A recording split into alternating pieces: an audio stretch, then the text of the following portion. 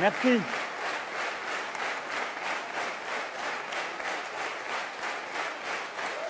Merci. Merci.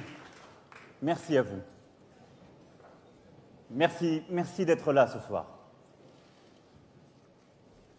Vous êtes plus de 3000. Nous sommes plus de 3000 ce soir.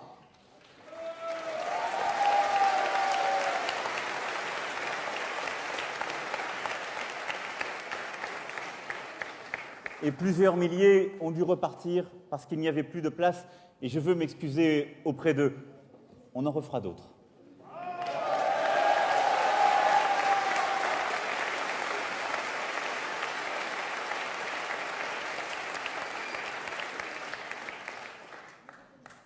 Oui, nous sommes en marche. C'est fait. Alors merci d'être là. Merci aux volontaires d'En Marche, à toutes celles et ceux qui ont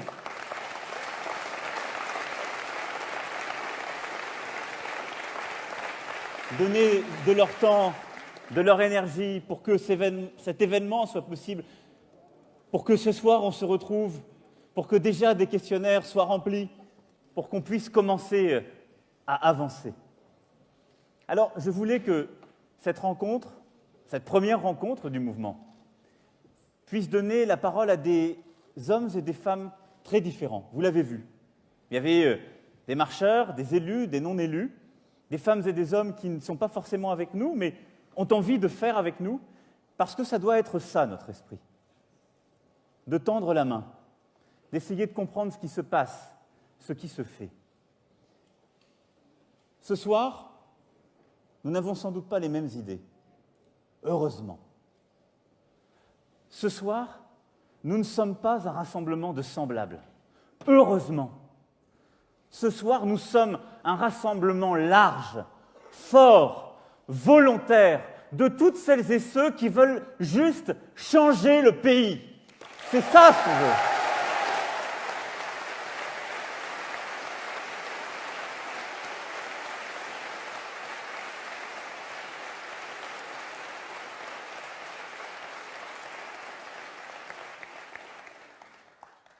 Ce que nous sommes en train de faire, c'est de commencer à écrire une nouvelle histoire.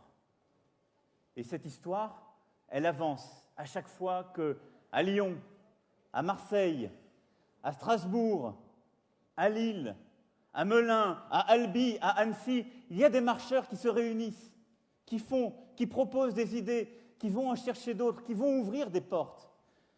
Cette histoire, elle avance à chaque fois que des femmes et des hommes qui n'ont jamais jusque-là rejoint un parti adhèrent pour faire. À chaque fois que des élus, et je veux vous remercier d'être là, je veux vraiment vous remercier d'être là avec nous ce soir.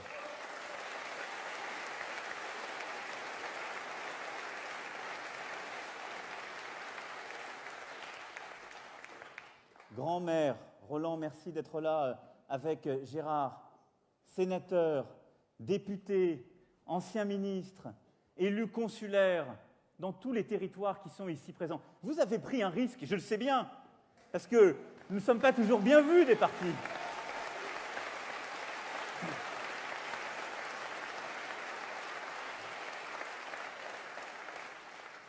Mais il y a aussi celles et ceux qui ont décidé de s'engager, qui ont des responsabilités dans le monde professionnel. Je vous en remercie. Tous les deux, Patrick, Philippe, Patrick, vous tous, Christian, parce que vous aussi, vous prenez vos risques ce soir avec nous, vous qui êtes artistes, vous qui êtes entrepreneurs, créateurs, salariés, membres d'associations, étudiants. C'est ça le visage de la France, les retraités, les chômeurs. C'est cette force vive du pays qui est là, qui décide de s'engager. C'est comme ça que cette histoire avance et continuera à avancer. Alors cette histoire, elle dérange aussi. Ça arrive.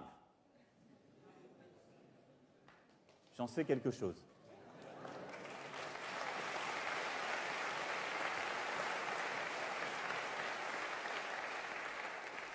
Elle dérange parce qu'elle vient contrarier l'ordre établi. Parce qu'elle inquiète le système, ses incohérences. Parce que nous sommes là. Et parce que si le système devait être inquiet et penser que nous allions céder, vous êtes en train de lui montrer que c'est tout le contraire.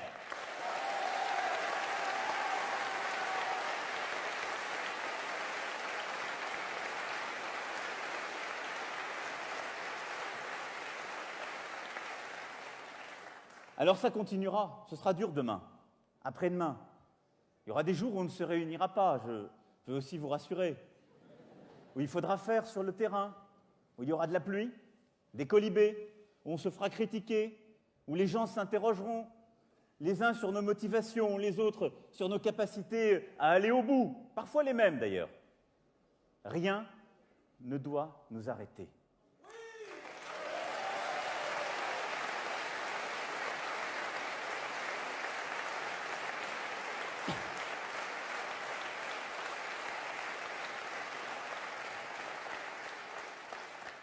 Parce qu'au fond, nous avons la ferme conviction que nous pouvons transformer le pays. Nous pouvons récompenser toutes celles et ceux qui prennent des risques en créant, en tentant quelque chose, en entreprenant. Nous pouvons reconnaître celles et ceux qui sont dans la plus grande difficulté, parfois dans la souffrance. Nous pouvons laisser plus d'opportunités à vivre aux uns et aux autres.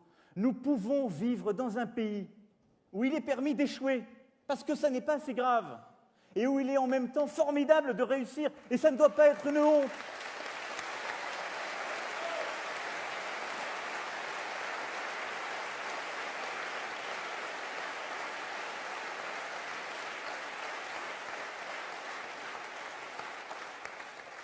Nous pouvons célébrer nos vrais héros, celles et ceux qui veulent servir le pays. Celles et ceux comme Alexandre Jardin, le désiteur, qui veulent faire avancer les choses. Nous pouvons retrouver espoir. C'est cela notre histoire.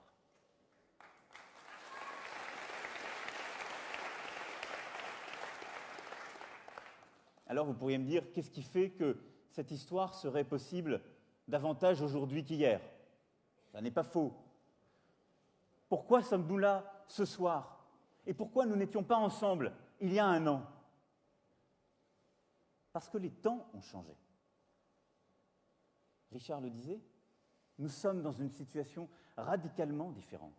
Parce que notre pays, il est usé par les promesses non tenues, usé aussi de l'entre-chien et loup, nourri de l'entre-soi. Notre pays ne croit plus dans les promesses qui lui sont faites. C'est ça qui est radicalement différent. Et en même temps, il y a une envie folle que les choses changent. Maintenant, pas demain, pas dans 5 ans, pas dans 10 ans, pas pour que certains disent « encore un tour, monsieur le bourreau », pas pour que d'autres qui hier disaient « c'est une urgence absolue, notre pays vit des drames qu'il n'a jamais connus » et nous expliquent maintenant qu'on pourrait faire comme hier, comme avant-hier, au fond comme on a toujours fait, parce que ce serait contraire à nos propres intérêts. Ça fait 2 ans, à peu près, que je suis ministre de l'économie, de l'industrie et du numérique. J'ai accepté avec beaucoup de fierté cette mission, beaucoup de fierté. Le président de la République m'a fait confiance et je ne l'en remercierai jamais assez. Il m'a fait confiance.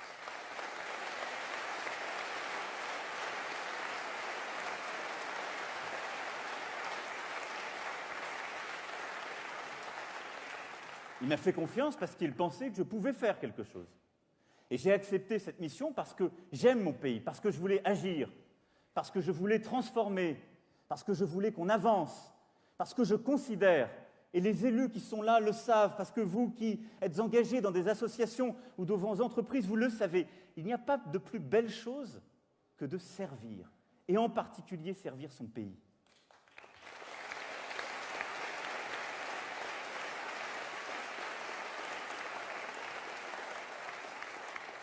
Et pendant 2 ans, nous avons beaucoup fait. Il y a eu beaucoup de choses faites. J'entends beaucoup de choses injustes. Et je ne veux pas que notre mouvement y participe en quelque sorte d'un scepticisme général ou d'une mode qui consisterait à dire du mal qui du gouvernement, qui du président de la République. Ça n'est pas ma crèmerie. Nous n'avons pas besoin de ça pour avancer. Ça n'est pas ma démarche. Parce que j'ai vu un volontarisme, une envie de faire, de l'abnégation de mes équipes qui ont travaillé jour et nuit pour que les choses avancent, pour que les lois soient prises, les décrets, pour que les situations industrielles se débloquent. L'abnégation des élus, les parlementaires qui m'ont accompagné dans cette aventure, qui n'ont pas compté leur nuit. Vous savez, on se fait aussi des fausses idées de ce que sont les élus. Je l'ai vu, moi je les ai vus, les nuits jusqu'au petit matin, vous vous en souvenez, hein? Les week-ends où on discutait les textes de loi, où on se battait pour faire avancer les choses dans lesquelles on croyait. C'est cela aussi qu'on a fait. Mais j'ai aussi vu les blocages et tout ce qui n'avançait pas. J'ai aussi compris qu'il y avait des résistances fortes, extrêmes. J'ai compris que quand on n'avait pas vraiment expliqué ce qu'on voulait faire, c'était plus difficile de le réaliser. Richard a raison. Si on avance à couvert, on a du mal à convaincre. J'ai vu aussi qu'il y avait des lobbies, des groupes d'intérêt. J'ai compris que le temps pour décider, pour faire voter, pour faire appliquer, pour qu'au fond, ce qu'on a promis de faire devienne une réalité sur le terrain, était au fond devenu incompréhensible pour les gens et nous fragilisait tous à la fin. Parce qu'il réduisait notre capacité, au fond, à agir. J'ai vu aussi combien, lorsque les lois sont instables, les textes trop compliqués, nous perdons en efficacité. Parce qu'au fond, ça n'est plus tellement une question d'homme ou de femme, ça n'est plus seulement une question d'homme ou de femme. C'est le fait que nos institutions, notre système, la chorégraphie de tout cela, ce monde est ancien, il est usé, il est fatigué. Il faut en changer.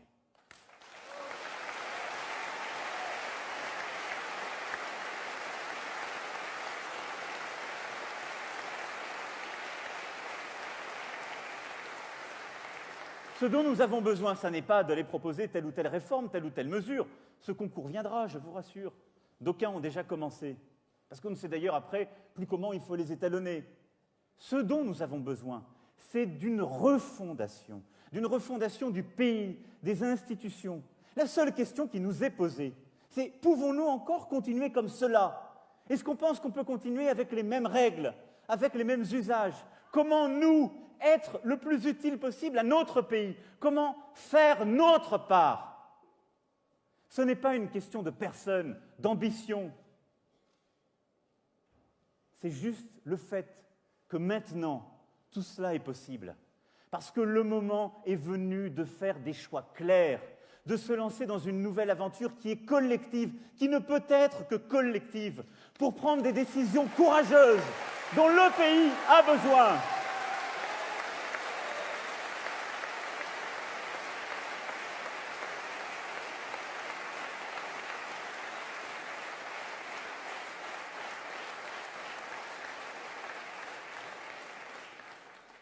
La fatigue qu'on ressent dans le pays, son angoisse, elle se nourrit justement de ce manque de lucidité, de celles et ceux qui veulent installer l'idée qu'on pourrait continuer comme avant.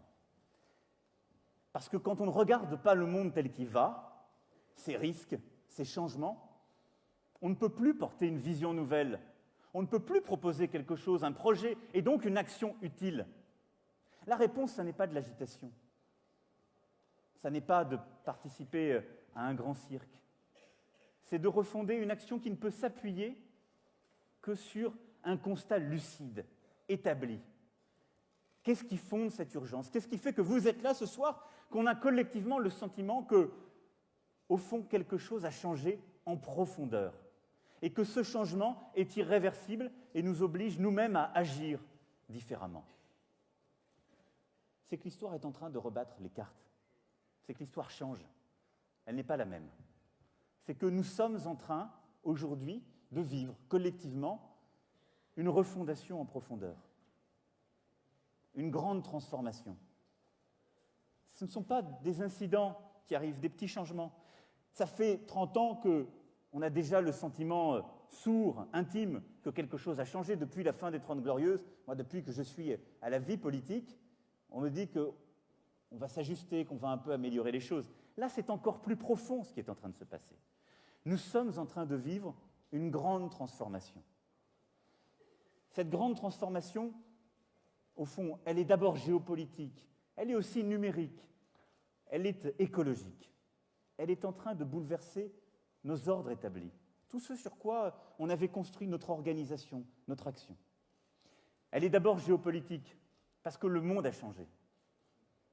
Certains, moi je m'en souviens, c'était il y a un peu plus de 25 ans, nous expliquaient que l'histoire était finie, que tout allait bien se passer maintenant, qu'on vivait dans un monde de paix, de stabilité, qu'au fond c'est une nouvelle page qui allait s'ouvrir.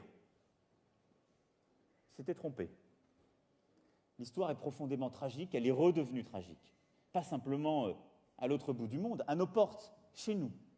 Et l'histoire, elle est redevenue tragique parce que la guerre est retournée en Europe. Elle est revenue en Europe.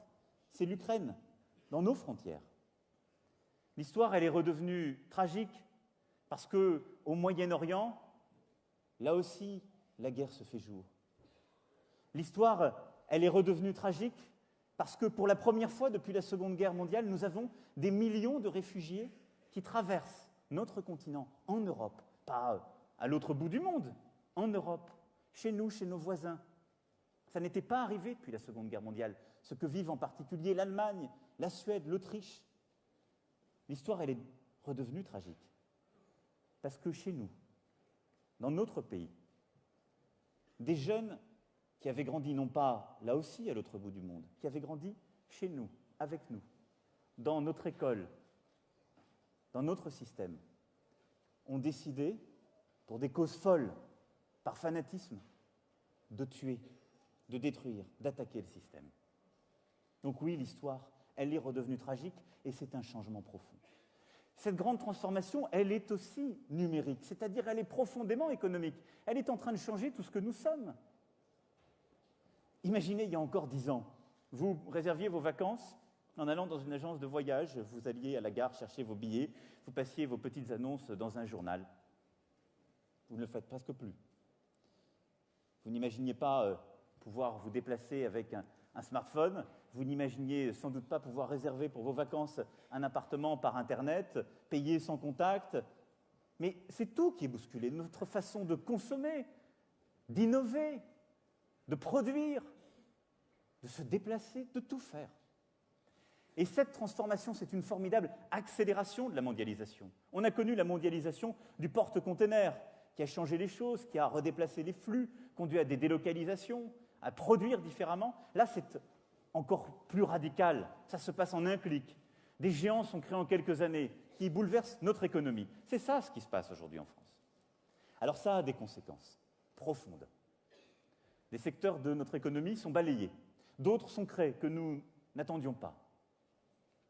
Le travail est en train de se transformer. Et il faut qu'on en ait conscience. Il y avait devant nos portes, là, des militants sincères qui étaient contre la loi travail. Mais la loi travail, c'est une bataille importante, c'est une réforme importante à laquelle je crois, que je défends. Mais ça n'est déjà pas le combat d'aujourd'hui, ça n'est plus le combat d'aujourd'hui. Parce que le travail a radicalement changé, il est en train de se transformer. Nous sommes en train, qu'on le veuille ou non, de sortir de l'âge classique du travail. Pourquoi ? Parce que ce qu'on faisait dans l'entreprise, dans la banque, dans l'assurance, c'est radicalement différent. Ça commence à l'être, ça le sera de plus en plus. On nous dit que dans certains services, la moitié des emplois n'existeront plus dans 10 ans. Ça veut dire qu'ils auront changé, qu'on aura dû requalifier. Et donc, c'est une transformation profonde. Ça veut dire que le cœur de notre société, de notre modèle productif, les classes moyennes, vont voir leurs emplois, leurs qualifications, leurs missions, parfois profondément bousculées, fragilisées. Et en même temps, on va recréer des opportunités pour les plus qualifiés, pour les moins qualifiés. C'est un enjeu formidable, inquiétant, terrifiant pour certains. Et en même temps, ce sont des tas d'opportunités à prendre. Parce que ce sont des millions d'emplois aussi à créer. Mais c'est un défi pour nous. Parce qu'il faudra s'organiser différemment dans l'entreprise pour accompagner ces changements. Oui, il faudra plus d'agilité, parce qu'il faudra former bien davantage. La vie se transformera. Et parce qu'il faudra accompagner tout cela. Alors, vous imaginez, notre modèle social, notre organisation collective qui a été conçue, au fond, en 1945 et en 1958, elle souffre au milieu de ces changements. Elle les craint. Et ce ne sont pas des ajustements qui permettront d'accompagner cette transformation. C'est bien une refondation radicale des choses. Et puis, il y a la grande transformation environnementale. Elle est aussi radicale. Ça n'est pas, là aussi, des grands propos incantatoires qu'il faut tenir. Ça n'est pas des promesses de lendemain qui chantent ou qui pleurent. C'est maintenant. C'est un défi d'aujourd'hui. C'est notre défi. Pourquoi ? Parce que nous avons aujourd'hui, partout sur la planète, les effets de cette transformation. Chaque année est plus chaude que la précédente. Nous nous débattons avec un modèle productif qui nous permet de tenir, mais enfin, on dépense encore plus d'argent à tirer les énergies du passé qu'à produire l'énergie du futur. Nous avons créé un 7e continent. Vous ne le saviez pas. Il est fait de plastique. Il a comme surgi des eaux. D'un côté, nous gaspillons 1/3 de la nourriture que nous produisons, et de l'autre, l'obésité progresse. Les appareils que nous utilisons mettront des décennies parfois à disparaître. Ce n'est pas demain, c'est aujourd'hui. Et là aussi, c'est nous qui l'avons produit. C'est un système, au fond, qui avait perdu sa propre finalité, un système capitaliste, court-termiste, qui avait perdu son sens et qui, insidieusement, a réduit les chances, les opportunités des plus faibles et des plus fragiles, qui sont les premières victimes de ces inégalités environnementales, chez nous, quand ils les subissent.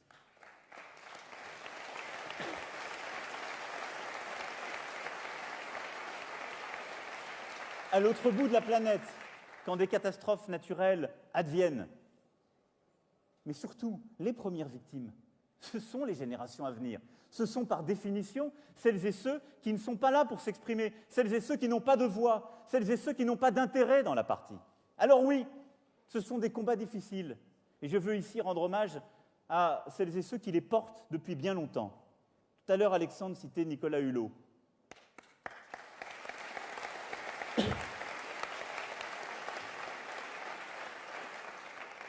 Il a eu bien du mérite, parce qu'il s'est battu, parfois sous les colibés. Vous savez, il fait partie de ces grandes figures qui sont très populaires quand elles se sont éloignées de la scène politique, parce qu'on considère qu'ils ne sont plus au fond des dangers.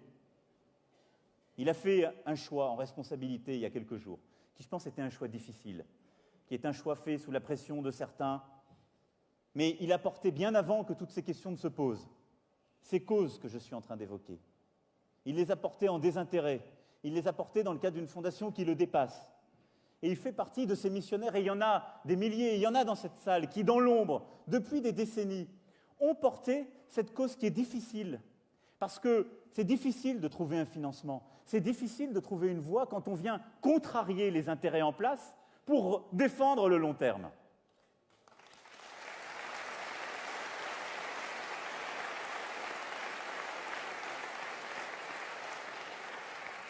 Alors des choses ont été faites. La COP21, qui a été une formidable avancée, la loi de transition énergétique, elle aussi, qui a été un texte courageux. Mais nous devons aller plus loin. On doit aujourd'hui inventer ensemble, et pas simplement les pouvoirs publics, un modèle productif qui intègre cette responsabilité sociale et environnementale ce long terme. C'est cela que nous devons réinventer, et nous le pouvons.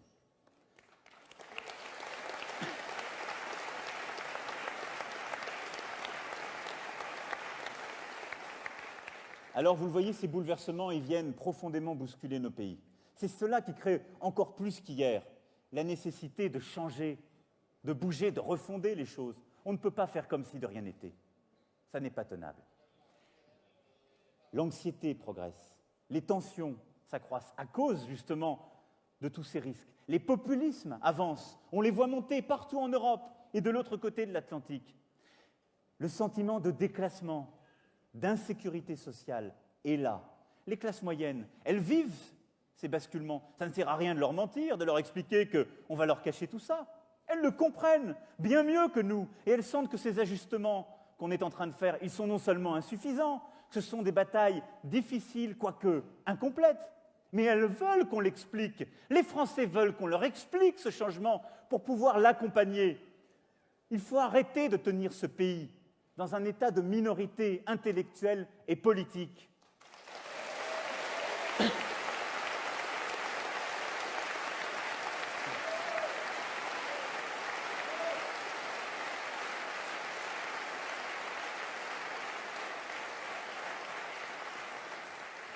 Ces circonstances exceptionnelles que nous sommes en train de vivre, elles appellent un souffle nouveau pour reconstruire face à ces transformations.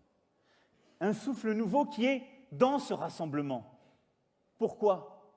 Parce que face à tous ces changements, il y a une solution de droite, il y a une solution de gauche, sur le travail, sur les inégalités, sur l'Europe, sur la place de la France dans la mondialisation, sur ce qu'est une société ouverte, sur la transition énergétique, sur tous ces défis. Il y a des réponses à gauche et à droite, mais il n'y a pas un vrai consensus de gauche, il n'y a pas un vrai consensus de droite. Les grands partis existants sont fracturés sur ces questions, divisés. Pourquoi? Parce qu'ils se sont construits sur les défis d'hier, sur des défis anciens. Ça n'est pas leur faute, ça n'est pas la nôtre non plus. Mais c'est notre responsabilité que de regarder cette situation en face, d'en faire le constat clair. Alors, il ne s'agit pas ici de dire qu'il n'y a plus de différence entre la gauche et la droite. On a caricaturé ce que nous sommes en voulant nous enfermer dans ce fameux nini, qui était sans doute un hommage tardif aux initiatives de Michel Joubert. Vous avez raison de l'applaudir. Quand on est des milliers comme ça, nous ne sommes pas le nini.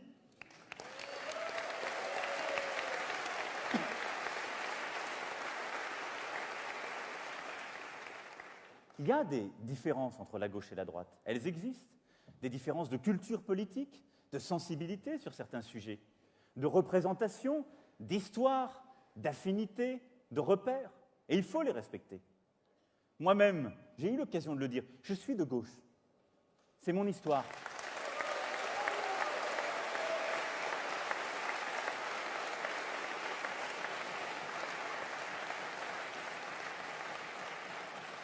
C'est ma famille, c'est ce qui m'a fait. Vous savez, c'est très dur de savoir qu'est-ce qui nous fait de gauche ou de droite. On n'est pas de gauche et de droite.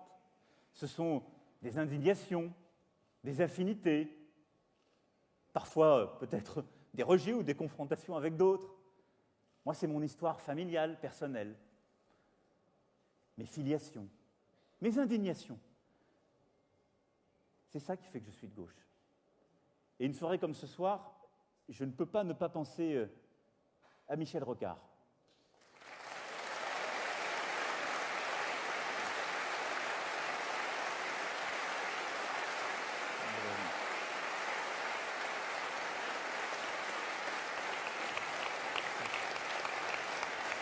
Vous avez raison d'applaudir.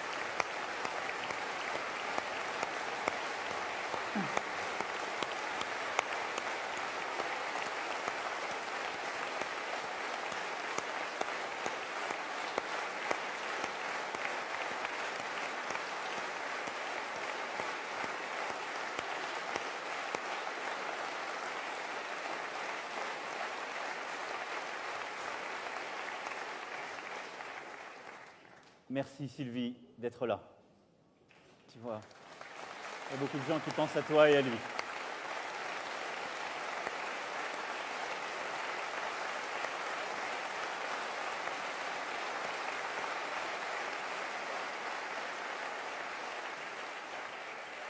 Je pense à lui parce qu'il fait partie des quelques hommes qui m'ont convaincu de faire de la politique. Alors, je suis très différent de Michel Rocard. Et donc, en lui rendant hommage, et Henri le sait bien, qui me l'avait présenté, et à qui je dois aussi beaucoup, en rendant hommage à Michel Rocard, c'est pas parce qu'on sait comment est fait le monde médiatico-politique, c'est pas pour le récupérer. On récupère pas Michel Rocard. Des gens ont essayé de son vivant, ils n'ont pas réussi.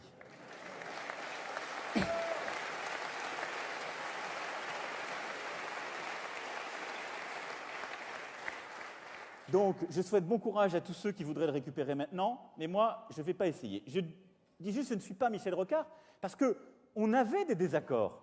On se chamaillait très souvent. En particulier, je dois vous le dire, il était surpris par En Marche. Pourquoi? Parce que c'était un homme de parti, un vrai, un homme d'engagement militant, qui avait vraiment eu cet engagement dans le PSU, puis dans le PS. C'était son histoire, ça n'est pas la mienne. Donc quand je rends hommage à Michel Rocard, c'est ce que je lui dois, c'est ma dette personnelle, parce qu'on l'a chacun, il faut toujours la reconnaître. J'en ai des tas de dettes personnelles, je les rendrai toujours, mais il faut les rendre en liberté.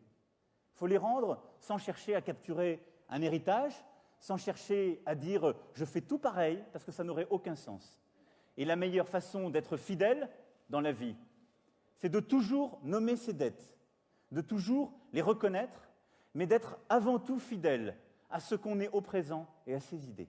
C'est ça ce que nous faisons ensemble.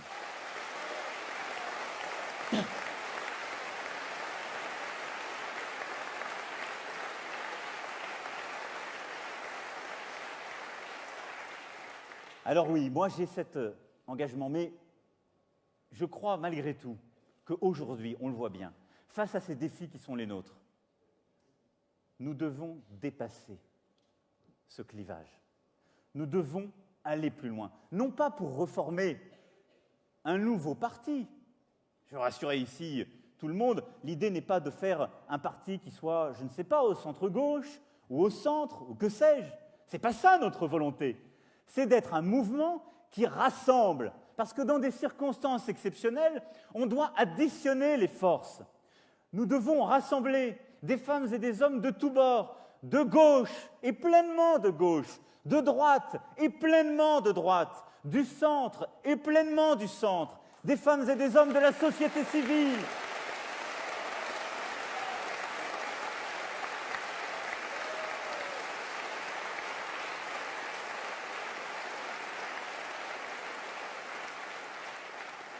Parce que nous sommes un rassemblement qui additionne les énergies. On n'est pas là pour diviser, pour se placer, pour jouer serré, pour essayer d'avancer à côté de l'un ou de l'autre, pour remplacer la vitalité qu'on n'a plus par des petits accords d'appareil que nous n'avons pas.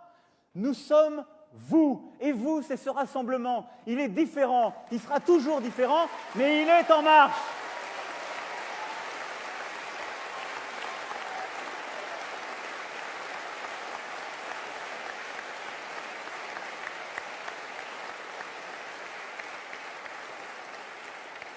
Ce rassemblement, c'est le rassemblement des progressistes.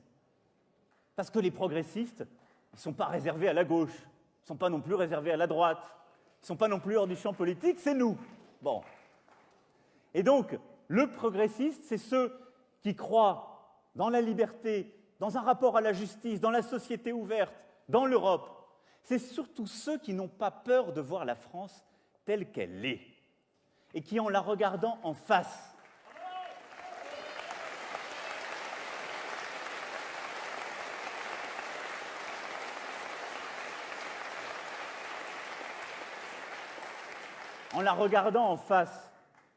veulent à la fois que la France, qui croit dans la mondialisation, dans l'Europe, qui réussit, cette France qui est dans les métropoles, cette France bien formée, cette France dynamique, qu'elle soit célébrée, consacrée, qu'on lui permette d'avancer plus vite. Mais en même temps, c'est aussi celles et ceux qui veulent regarder une France immobile, parce qu'elle est au moins aussi digne. Je la connais, j'en viens pour partie. Il y a une partie de ma famille, moi aussi, qui a peur de ce monde qui change. Il y a une partie de ma famille qui regarde tout ce qui est en train de se passer avec un air un peu inquiet, qui se demande, au fond, ce qui va se passer, si on sera assuré le même avenir aux enfants. Vous savez, c'est un peu cette inquiétude de la gouvernante dans Saint-Exupéry. Il allait devenir aviateur, et puis elle lui dit « Ne t'éloigne pas trop loin, va pas au fond du jardin ». C'est ce que me disait ma grand-mère, qui m'a élevé. Elle n'est plus là pour le voir, mais elle aurait été inquiète, surtout inquiète. Mais parce qu'il y a cette France qui a peur du déclassement, qui ne se retrouve pas dans ce monde qui va, qui habite la province, qui voudrait réussir, mais qui sent qu'elle a au fond peut-être un peu moins de droits qu'hier, que le monde dans lequel elle avait construit ses repères n'est plus là. Et il faut aussi l'entendre, cette France. Il ne faut pas la mépriser. Il ne faut pas...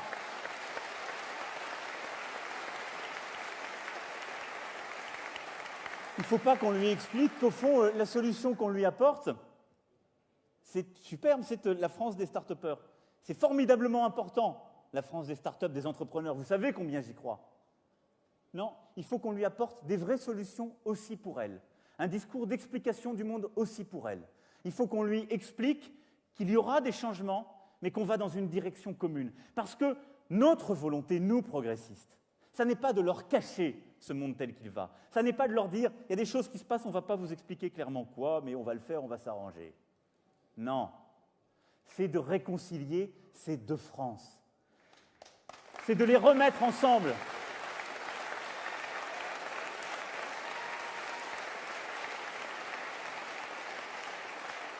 Parce que avoir deux France, c'est contraire à la France. C'est trahir ce que nous sommes. Et c'est ce qui est en train de se passer. Elle se morcelle sous nos yeux.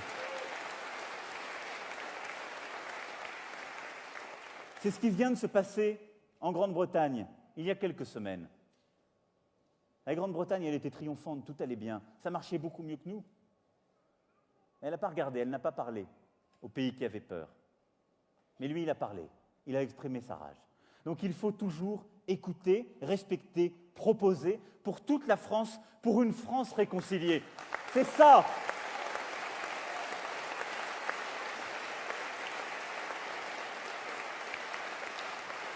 Et c'est la condition même de notre action.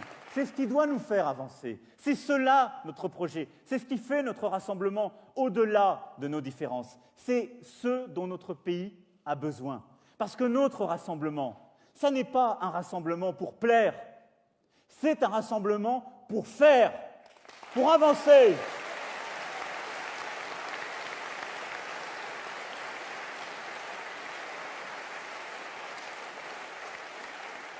Ça n'est pas pour chercher la femme ou l'homme providentiel, c'est de nous unir pour que chacun puisse agir. C'est retrouver cette magnifique formule que trop considèrent comme surannée. Servir notre pays, faire notre part, à chaque endroit où nous sommes.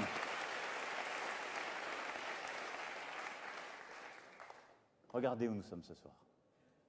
Ces circonstances exceptionnelles, elles ont tout changé. Regardez-vous ce soir. Vous n'êtes pas venus pour assister à un énième congrès. Je ne crois pas. Vous êtes simplement cette convergence exceptionnelle, faite de différences pour agir. C'est cela, ce que vous êtes, ce que nous sommes. Je ne pensais pas, il y a 2 ans, être ce soir devant vous, là, comme ça. Rien ne pouvait nous laisser penser cela. Et je pense que vous, il y a 4 mois, vous ne pensiez pas non plus être là ce soir. Et pourtant, nous sommes tous réunis. Alors, imaginez où nous serons dans 3 mois, dans 6 mois, dans 1 an.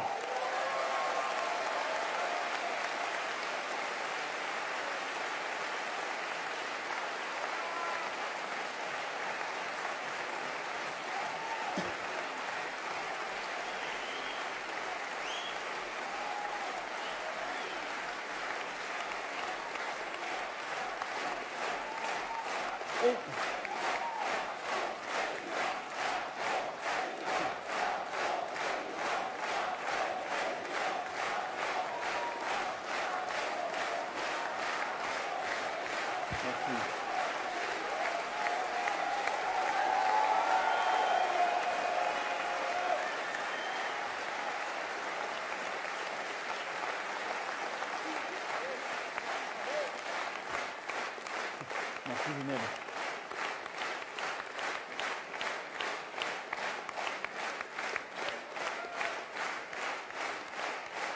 Mais notre priorité, c'est d'abord un projet.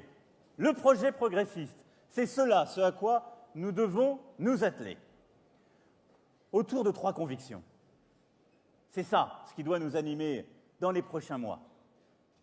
D'abord, libérer le pays. Le libérer.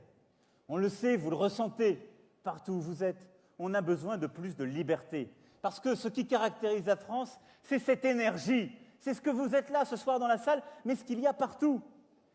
La liberté des entrepreneurs, des petits comme des grands. La liberté des créateurs, la liberté des salariés qui veulent parfois faire différemment, qui veulent inventer leurs propres règles sur le terrain. La liberté des associations, des maires, des présidents de région, des élus locaux, des consulaires, de celles et ceux qui se disent « moi je suis sur le terrain, je sais mieux que ceux qui sont dans des bureaux tout en haut comment faire ».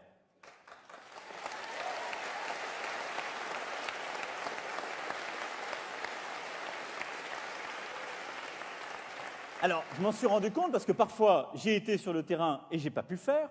Et puis, je suis depuis 2 ans dans un bureau avec des équipes qui ont envie de faire des choses formidables et parfois on fait mal. Et je vais sur le terrain et les gens m'expliquent ça. Et on croyait avoir bien fait, mais ils m'expliquent que ça ne marche pas du tout. Ce que vous avez fait, c'est pire que mieux. Vous n'auriez dû rien toucher, nous en parler avant. Au fond, la stabilité ou la simplicité, n'essayez pas de compliquer les choses. Parce qu'il faut entendre ce qu'il y a sur le terrain. C'est ce que vous êtes en train de faire avec la Grande Marche. Comprendre tout ça. Libérer notre pays, c'est sortir de la bogue des corporatismes. Parce qu'il y en a partout. Et quand on dit le corporatisme, on en a tous un peu avec nous. Moi le premier. Je ne vais pas vous raconter des histoires. Évidemment que j'ai ma part de corporatisme. J'ai passé un concours de la République, je suis devenu haut fonctionnaire, je fais partie maintenant d'un gouvernement, donc je suis pour beaucoup dans l'élite. Je suis passé, alors en plus pour certains, c'est le comble du comble, dans la banque d'affaires. J'ai aimé chacune de ces étapes, en toute liberté. Mais j'ai adhéré à des corporations, des gens qui avaient un intérêt à préserver. Et on le fait toujours, je vous le dis objectivement, en toute bonne foi. On est tous d'accord avec les semblables et avec soi-même quand on est dans un camp. Mais on bloque les autres. On contribue à un peu étouffer le pays. Et donc oui, remettre de la liberté, c'est aussi accepter de revisiter les corporatismes. Aller voir les corps constitués, qu'ils soient dans la haute fonction publique, qu'ils soient du côté des élus, qu'ils soient dans les entreprises, dans certains secteurs socio-professionnels, qu'ils soient dans le syndicalisme, un peu partout. Il faut qu'on fasse notre propre introspection pour faire bouger les choses, pour faire bouger les lignes, pour que cela se libère. Parce que quand on libère, quand on donne plus de liberté, on vient parfois un peu fragiliser ces corporatismes établis. Moi, je l'entends, en toute bonne foi. Ça vient inquiéter, en toute bonne foi. Et donc, il faut expliquer où on va. Mais il y a 2 conditions pour réussir. D'abord, expliquer la démarche d'ensemble. Rassurer, dire qu'on compensera. J'ai toujours, moi, entendu la revendication des taxis, qui légitimement protestent contre les nouveaux entrants, celles et ceux qui proposent avec ce smartphone des chauffeurs plus simples parfois. Est-ce qu'il faut supprimer cette innovation pour autant? Non! Elle crée des milliers d'emplois, en particulier dans les quartiers les plus difficiles. Elle offre des opportunités parce qu'on a libéré. Vous avez libéré, parce que ça s'est fait, en fait, à l'insu des pouvoirs publics. Mais en même temps, il faut savoir accompagner ceux qui ont perdu quelque chose ou qui sont en train de le perdre, en leur expliquant, en compensant, en accompagnant. Mais ça ne marche aussi que si on fait bouger tous les corporatismes, ensemble. Ça marche s'il n'y en a pas dans un coin, certains qui sont en train de dire aux autres « vous, avancez, mais nous, la liberté, ce sera pour demain qu'on vous la donnera. On ne va pas bouger. » La liberté, c'est à toutes les anciennes, pour tout le monde, pour tous les publics. Et en particulier pour celles et ceux qui sont tout en haut.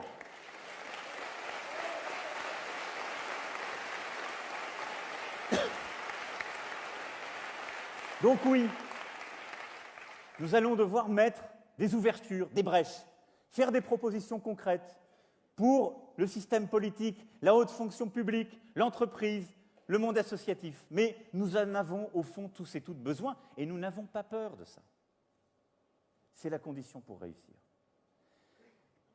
Libérer, c'est aussi simplifier les choses, enlever encore des normes, sans doute prendre moins de décisions, les prendre de manière plus stable, plus transparente, et donc avoir expliqué dès le début ce qu'on voulait faire, avoir un programme très clair, très lisible, n'en pas changer, ne pas revenir sur ce qu'on aura fait, ne pas bousculer les choses. Libérer, c'est simplifier. Les gens ne vivent pas dans les normes. Au contraire, ils veulent pouvoir avancer. Et donc oui, ce qui vient entraver toutes celles et ceux qui osent dans notre pays, on doit là aussi le simplifier, le supprimer. Au fond, le rendre plus lisible, plus transparent pour chacun. Parce que ce à quoi je crois très profondément, c'est qu'il y a une réconciliation vraie entre la liberté et la justice. Quand on dit qu'il faut libérer, ça n'est pas juste les énergies spontanées, formidables, qui viendraient s'exprimer de manière naturelle et qui oublieraient les perdants. Je vous ai dit qu'il fallait s'adresser aux perdants, mais c'est que parfois, en fermant les choses, en mettant des règles, en protégeant, on a fait des victimes, les plus faibles, ceux qui sont le plus loin de l'emploi, ceux pour qui c'est le plus difficile de rentrer dans les règles, que ce soit se déplacer, avoir le permis de conduire, se former, se repérer dans justement les formations, l'offre qui est faite, trouver un stage, un emploi. On a plein de bonnes idées, de bonnes choses qui existent. Mais le plus compliqué, c'est pour les plus petits, les plus faibles. Quand on libère, on simplifie. Quand on simplifie, on leur donne un accès. Et penser que la liberté s'oppose à l'égalité, c'est une fausse idée. C'est une erreur profonde. Notre erreur depuis des décennies, c'est que nous avons divisé la devise républicaine. Nous avons séparé la liberté et l'égalité. Et au fond, on s'est réparti les camps. On a dit, la gauche, sa mission, c'est l'égalité. Donc elle va faire des normes, elle va dire aux gens, il y a des contraintes, vous allez voir, etc., ça va bien se passer, mais nous, c'est l'égalité. Puis on va mettre des règles à tous les étages. Il y a des discriminations, on va mettre des normes pour vous l'imposer. Il y a tel problème, on met une norme. Je caricature. C'est un peu comme ça qu'on a conçu parfois notre rôle. Et de l'autre côté, la droite a le monopole de la liberté. Elle arrive, elle dit, moins en France que dans d'autres pays, pour être totalement honnête, mais on va enlever telle norme, on va baisser tels impôts, etc. Mais on va réconcilier les deux, parce que ça fonctionne ensemble. Parce que quand on libère...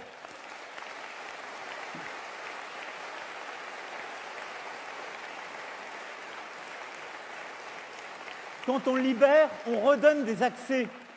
On redonne la seule véritable égalité, l'égalité d'opportunité, l'égalité d'accès, la vraie...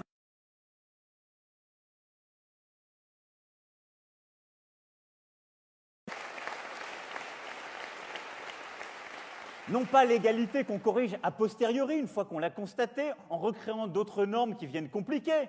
Non, la vraie égalité, l'égalité des libertés. La vraie égalité, c'est que chacune et chacun, chez soi, d'où il est, quelle que soit sa condition, quelle que soit sa famille, ait les mêmes opportunités à chaque moment de sa vie, puisse accéder aux mêmes choses. C'est ça la vraie égalité. Et ça passe par la liberté.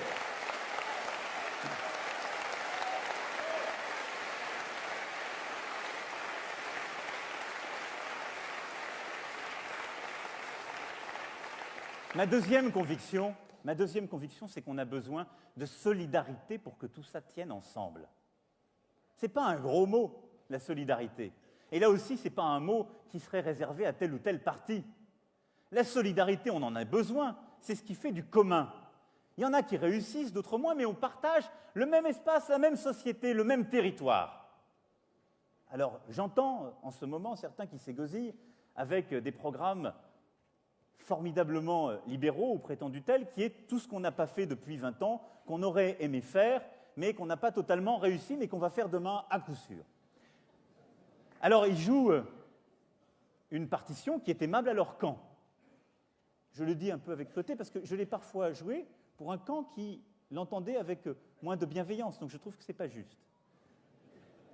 Mais c'est facile de dire ça, quand on n'explique pas avec quels instruments on va le faire, quand on n'explique pas comment, quand au fond, on fait des propositions hors sol, mais qu'on dit on va changer de société, on va changer de pays pour le faire. Non. Pourquoi tout ça peut marcher? Parce qu'on aura donné à chacune et chacun sa place Parce qu'on aura justement les règles d'une solidarité minimum, c'est-à-dire ce qui permet de protéger aussi. On ne peut pas demander aux Françaises et aux Français de prendre des risques, parfois importants, et plus importants pour celles et ceux qui viennent de nulle part que pour celles et ceux qui sont bien nés. On ne peut pas demander de prendre des risques s'il n'y a pas des filets de sécurité, s'il n'y a pas des solidarités, s'il n'y a pas quelque chose qui nous fait avancer ensemble. C'est cela le deuxième pilier dont nous avons besoin.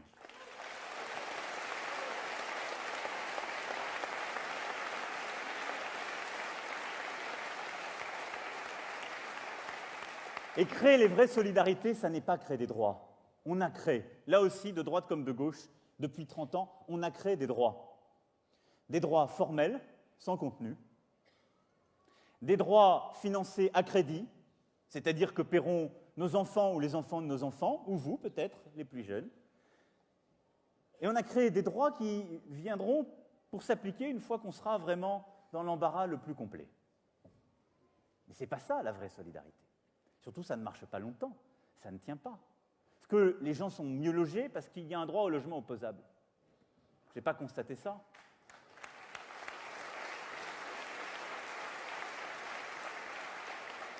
La vraie solidarité, ce ne sont pas des belles idées.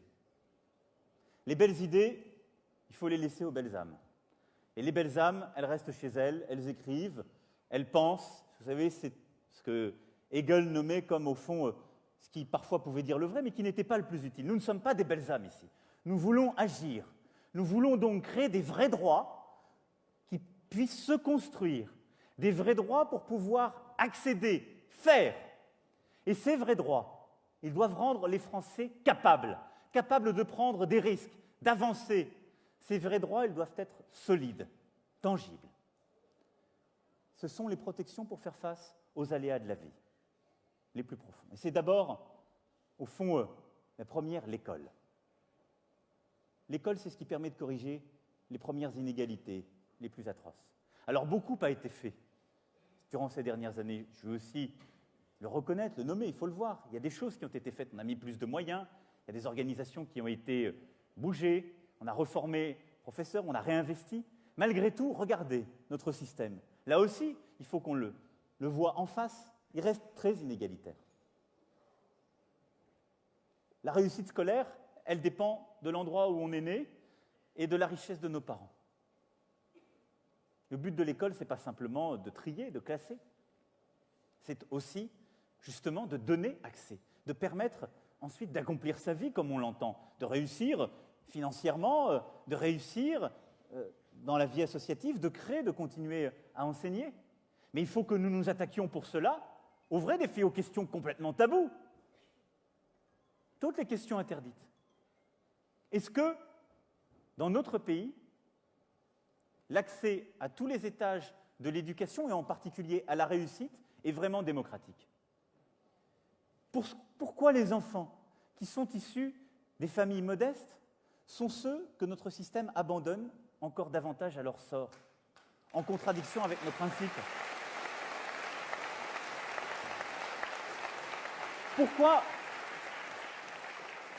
Pourquoi s'autorise-t-on à prendre des mesures en pesant l'intérêt essentiel des parents, des enseignants, mais beaucoup moins souvent celui des élèves?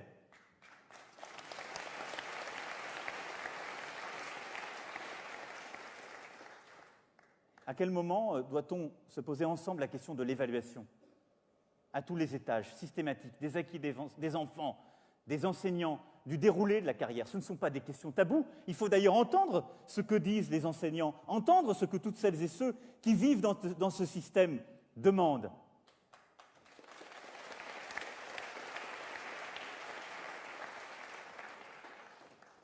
Les protections, c'est aussi ce qui donne à chacun le moyen d'accéder à l'autonomie. C'est essentiel. Et donc oui, ce sont tous ces vrais droits sur lesquels nous allons faire des propositions concrètes dans les prochains mois, mais c'est aussi ce qui permet aux Français de penser librement, de vivre librement ensemble. C'est pourquoi je crois très profondément, et je veux qu'au cœur de nos convictions, de nos valeurs, nous placions la laïcité.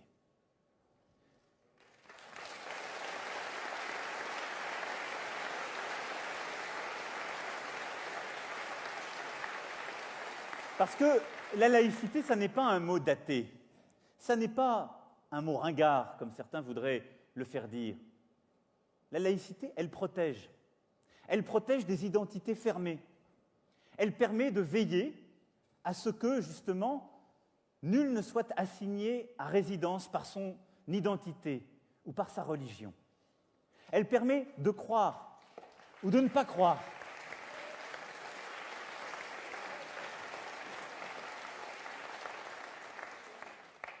Elle permet de faire que chacune et chacun se reconnaît, doit pouvoir se reconnaître dans sa religion librement.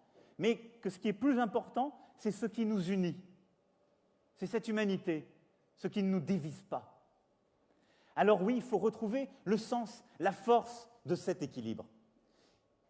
Je ne crois pas, pour ma part, qu'il faille inventer de nouveaux textes, de nouvelles lois, de nouvelles normes pour aller chasser le foulard à l'université, pour aller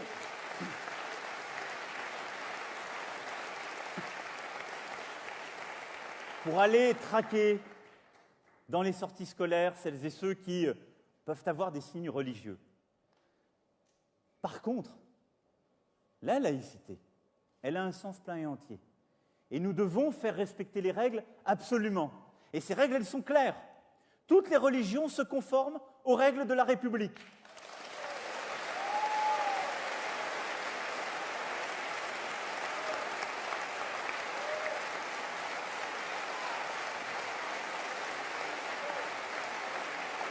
Dans notre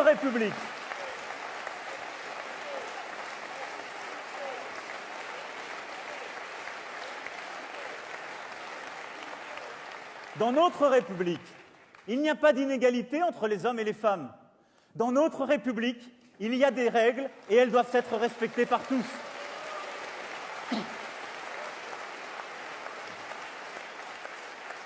Mais en même temps, ce combat, ça n'est pas un combat contre une religion.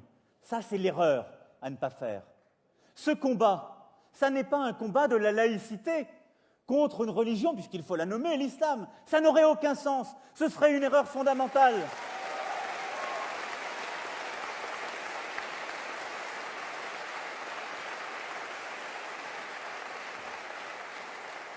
Nous avons un ennemi, une menace, les djihadistes, Daesh. Mais cela, ça n'est pas l'islam.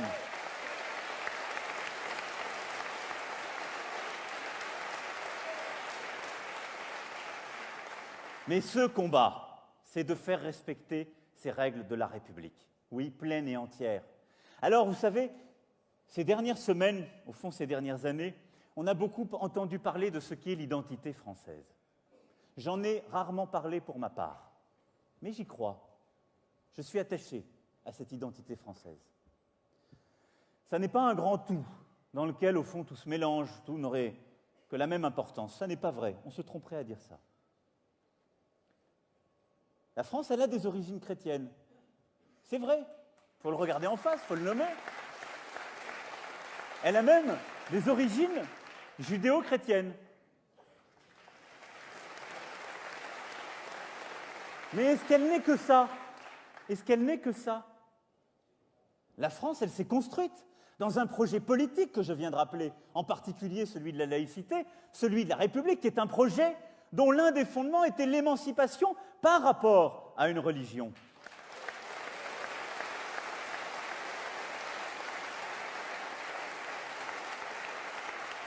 Elle a reposé sur un combat qui a été un combat pour l'émancipation, pour l'autonomie des individus, indépendamment de toute religion, de toute appartenance. C'est ça la République. Alors oui, nous avons une identité française, avec ses origines. Mais au milieu de cette identité française, il y a des athées, il y a des catholiques, des protestants, des juifs, des musulmans. Mais ils sont tous français, ils sont tous de l'identité française. C'est cela, notre identité.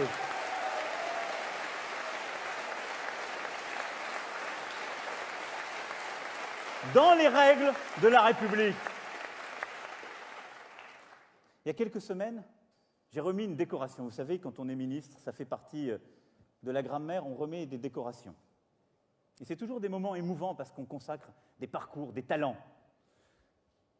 Et j'ai remis, elle doit être dans la salle avec nous, à Malika Bellaribi Le Mohal, qui est une cantatrice, une décoration. Et puis, je l'ai reçue juste avant.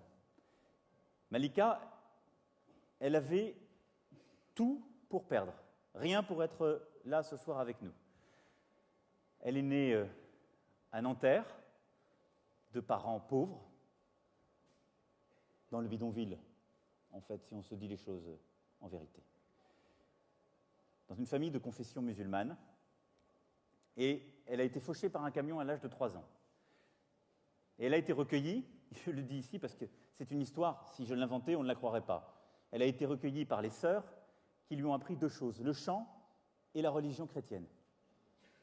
Elle s'est convertie à plus de 30 ans. Pardon Malika, je raconte votre histoire, mais c'est une des histoires de la République. Elle s'est convertie parce qu'elle avait des parents suffisamment intelligents pour accepter que leur fille, au fond, se réalise dans une autre religion que la leur. C'est ça, la République. Mais surtout, elle a appris le chant. Et elle est devenue une grande chanteuse sur toutes les plus grandes scènes de France. Elle a monté des associations pour en former d'autres au chant, pour leur apprendre à sortir de leurs conditions, à réussir. Et je vais demander avant, comme je le fais souvent, à quoi vous tenez particulièrement? Est-ce qu'il y a une anecdote, quelqu'un qui vous est cher, que vous voulez que je nomme? Et elle m'a juste dit, dites que je suis française.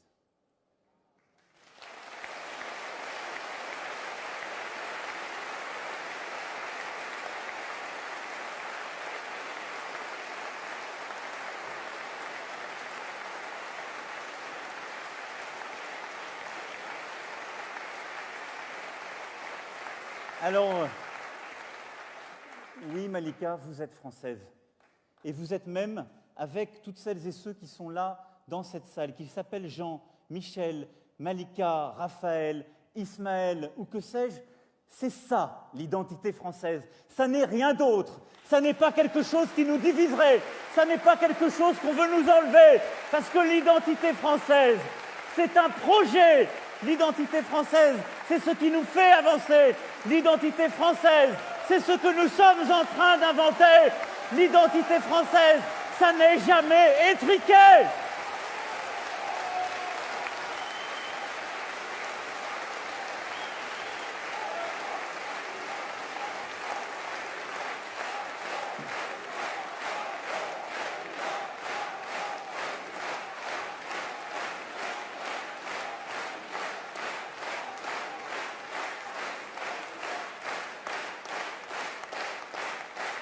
Alors oui,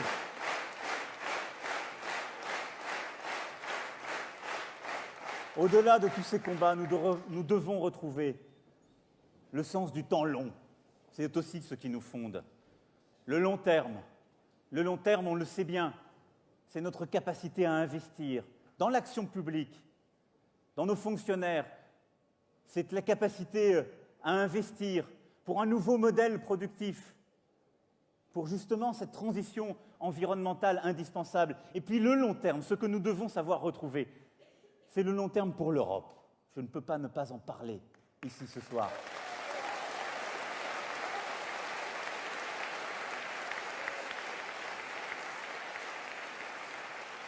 Parce que l'erreur commise depuis 10 ans, c'est de ne plus avoir de projet pour l'Europe.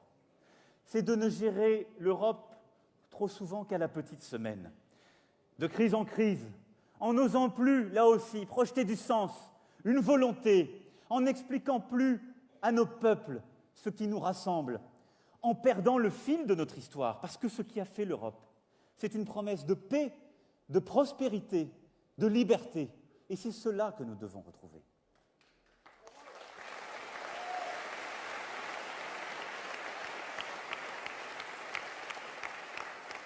Le risque que nous courons, c'est que l'Europe se désagrège. Ça n'est pas un risque théorique. Il est là, il est à nos portes. C'est même en train de se faire sous nos yeux. Si nous continuons à ajuster, c'est ce qui se passera. Pourquoi? Parce que l'Europe, elle ne peut progresser que si elle ne se regarde plus elle-même, que si elle ne regarde plus ses petites différences, les problèmes que nous avons par rapport aux uns et aux autres en termes de compétitivité, de budget, en termes de différence. L'Europe, elle n'a de sens que si on l'inscrit dans le monde, que si on la regarde comme une puissance forte, une puissance qui doit protéger par rapport aux risques extérieurs, une puissance qui doit être économique, énergétique, numérique, environnementale, qui doit nous permettre de réussir, de nous projeter dans le concert des nations. L'Europe, son fondement même, ses racines, c'est d'exister par rapport au reste du monde, pas pour elle-même, pas recroquevillée sur elle. Et l'Europe, elle ne pourra avancer que, justement, si nous la pensons dans le monde, par rapport à la Chine et aux États-Unis, parce que notre défi, il est bien là, en la rendant plus concrète, plus efficace sur tous les défis qui sont les siens.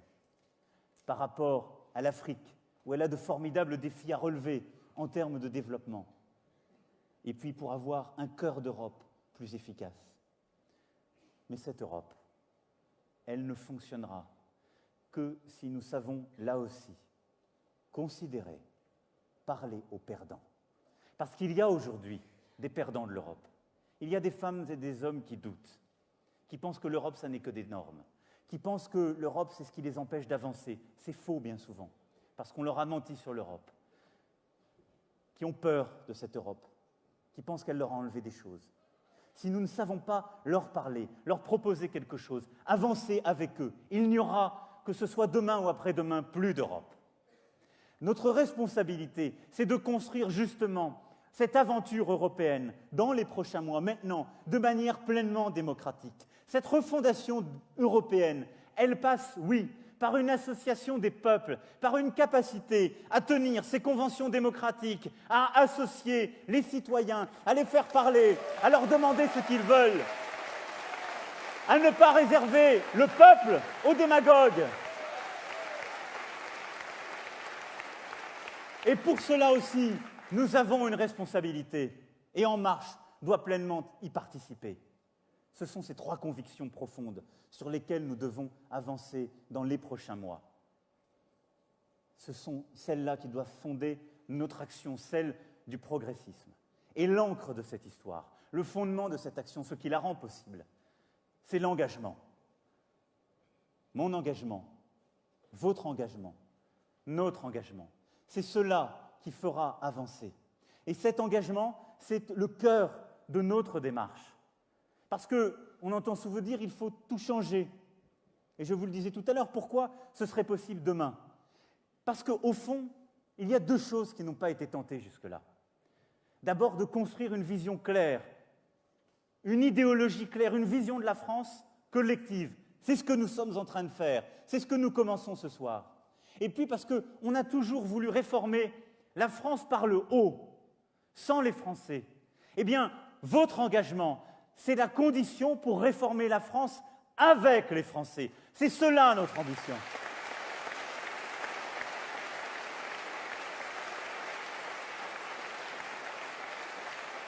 Alors cet engagement, ça a commencé avec la Grande Marche. Et je vous en remercie, vous avez fait un travail formidable. C'est cette mise en relation avec le pays, c'est d'aller chercher les problèmes, d'aller frapper des portes, d'aller trouver des visages des gens qui ne sont pas forcément d'accord avec vous, de les entendre, de les écouter, parfois d'essuyer des portes qui se ferment, de douter peut-être. Mais c'est la clé de tout. Alors oui, on s'est moqué de cette grande marche. On s'en fiche. On s'en fiche.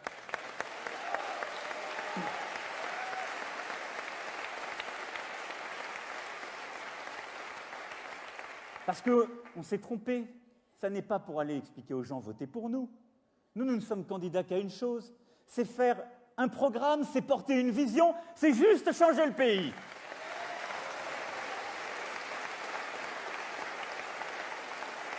C'est un porte-à-porte pour comprendre, pour entendre, pour associer et pour faire. Et puis ensuite, nous continuerons à aller dans le pays et j'irai avec vous, à la sortie de l'été. Nous tournerons dans la France, nous irons au terrain, au cœur du pays, dans les endroits les plus faciles et les moins faciles, les acquis et les non acquis, pour là aussi entendre, expliquer, forger ce diagnostic du pays et cette vision que nous portons. Puis, ensemble, sur les sujets fondamentaux, nous construirons notre plan de transformation. Je ne vous parle pas d'un programme, il y en a trop eu. Et un programme, au fond, consiste à traiter des clientèles successives.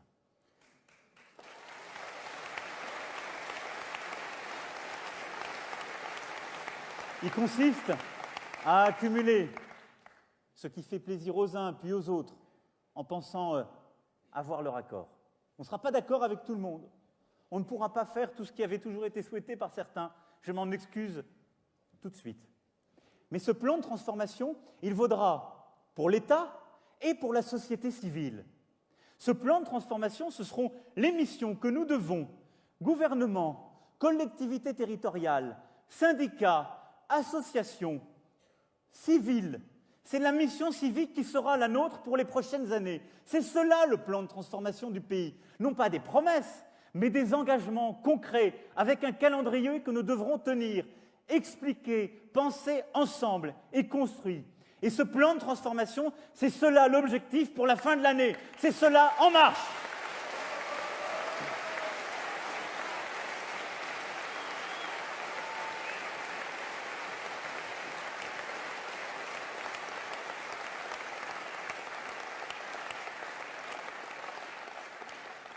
Alors il y aura, pendant le même temps, des jeux d'appareils, des commentaires, une vie politique que nous connaissons. Nous devons tenir notre chemin avec détermination. C'est notre calendrier, parce que c'est notre vision, parce que c'est notre action. Il y aura un jeu démocratique qu'on connaît, où la gauche ira chercher son candidat, ses convictions les plus fortes, essaiera de rassembler sur un camp, puis se ramènera au centre. La droite fera pareil, elle est en train de le faire avec ses primaires. Et puis, une fois le candidat désigné, elle reviendra en cherchant le centre pour pouvoir aller au premier tour. Et puis, une fois le premier tour passé, peut-être, elle ira encore plus au centre, de l'autre côté, pour aller gagner le second tour. Et chacun des partis, quel qu'il soit, quels que soient les individus, essaiera de compenser, au fond, ce consensus inachevé dans son camp, cette nécessité de trier des clientèles, de promettre des petites choses pour s'ajuster. Et puis, entre les deux tours, il fera un geste, il essaiera ce rassemblement que nous ferons aujourd'hui, quel qu'il soit, en disant « l'ennemi, c'est le Front National. Attention, il arrive. Et donc, on doit se rassembler. » Puis, il fera des ajustements, en disant « je prends un peu de ce que l'autre avait proposé, ou un peu du tien. » Puis, le lendemain de la victoire, il ajustera encore, parce qu'il faut bien gouverner avec un camp qui ne nous avait pas choisi au début. Puis il demandera un rapport à l'un ou à l'autre, un audit du pays, au fond, un diagnostic, parce que ça n'est pas si idiot pour gouverner. Et il ou elle ajustera à nouveau. C'est ce qu'on vit depuis 20 ans. C'est ça depuis 20 ans, ce qu'on vit.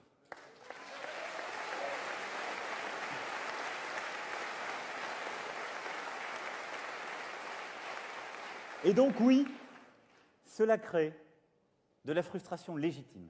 J'ai toujours entendu et respecté les voix de celles et ceux qui me disaient que je n'étais pas le visage de la gauche qu'ils avaient choisi. C'est vrai. C'est vrai. Je ne peux pas leur enlever ça. Ça créera des sentiments de trahison, de mensonge, de droite et de gauche. Et ça n'est pas le fait des femmes ou des hommes qui accéderont au pouvoir. C'est le fait de notre système, de ces règles du jeu qui sont datées, qui sont d'un autre temps. Mais nous ne sommes pas obligés de considérer que ces règles sont immuables. Ça n'est pas notre Constitution. C'est même contraire à l'esprit de notre Constitution. La sève de notre Constitution, c'est d'avoir une vision, c'est de porter avec un peuple le pays haut et fort, c'est de retrouver l'énergie du peuple, c'est d'avoir un rassemblement qui dépasse les clivages, qui dépasse les partis, qui sait emporter quelque chose pour avancer.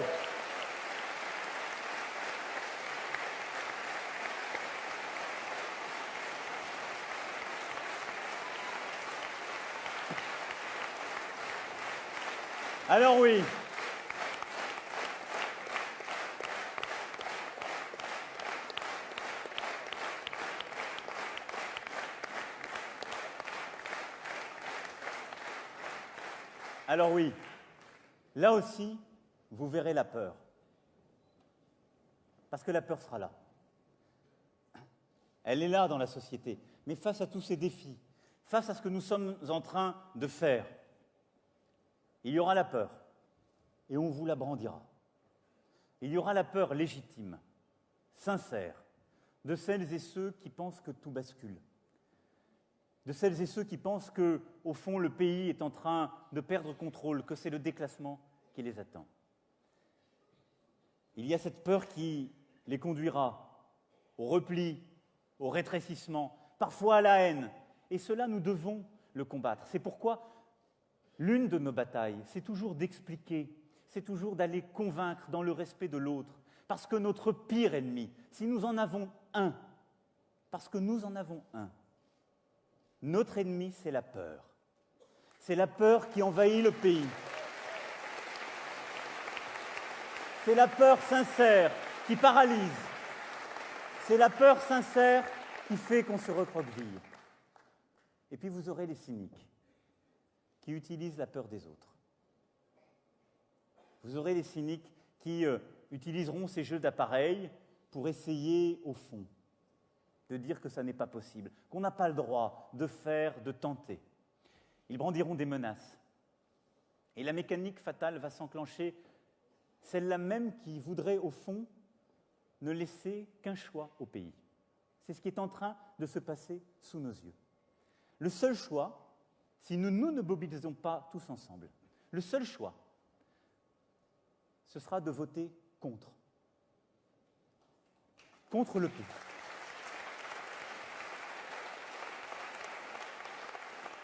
Ce qu'on nous propose largement, le dénominateur commun partout, c'est de voter contre. Contre le système, parce que c'est ce que propose le Front National. Contre la gauche, parce qu'elle aurait mal fait. Contre la droite, parce qu'il faudrait, au fond, tout faire pour l'empêcher de revenir. Contre, au fond, tout ce qui serait désigné comme l'ennemi qui permettrait de se définir soi-même. Mais l'élection présidentielle de 2017, ça n'est pas un vote contre. C'est face à tous ces défis, face à cette transformation du monde et du pays, l'occasion justement pour nous tous, partout en France, d'avancer. Et c'est une occasion que nous allons saisir ensemble. Alors oui,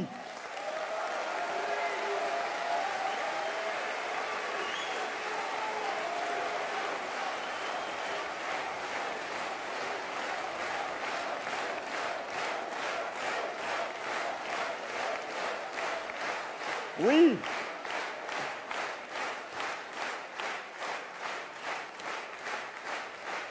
oui, ce soir, nous sommes là, tous ensemble, quelles que soient nos sensibilités, nos convictions, nos partis, nos entreprises, nos adhésions, nous sommes là, tous ensemble, pour revendiquer un droit, le droit de voter pour un projet, pour une vision, pour des choix,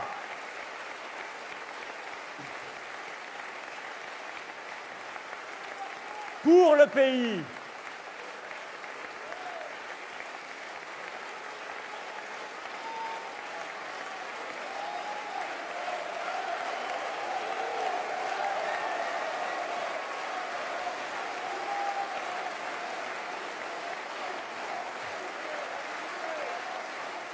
Et c'est cela notre bataille, c'est cela notre bataille pour les prochains mois. Et dans cette bataille, nous allons donner toutes nos forces. Dans cette bataille, nous allons prendre tous les risques. Et je les prendrai avec vous.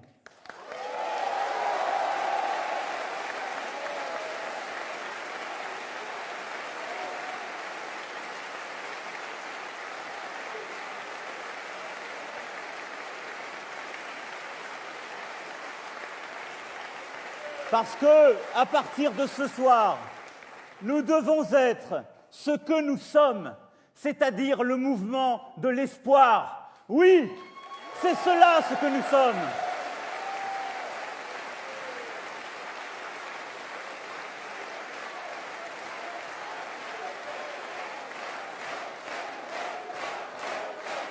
Et ce mouvement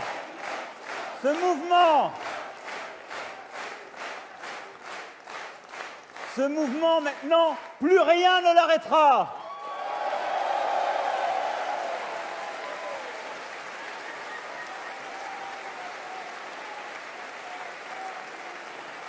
Ce mouvement, parce que c'est le mouvement de l'espoir et que notre pays en a besoin, ce mouvement, nous le porterons ensemble jusqu'en 2017 et jusqu'à la victoire.